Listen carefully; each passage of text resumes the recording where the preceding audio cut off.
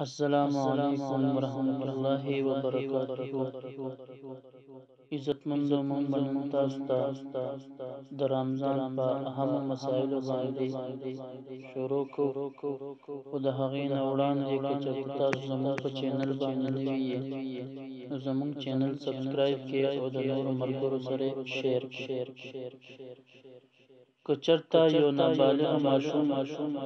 روژه ونیسي او بیا دغه روژه دې ماته کړي نو د دې روژې واپس اعاده په ده باندې واجب نه ده. البته که چېرته دې په مونځ باندې ولاړ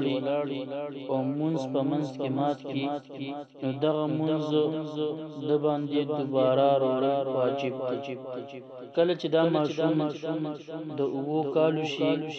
نو دته به د مونځ تلقین کولی شي، او کله چې دا ماشوم د 10 کالو شي نو دی به د ادب دپاره وښلی شي، دپاره د مونځ چې دی د مونځ عادي جوړ شي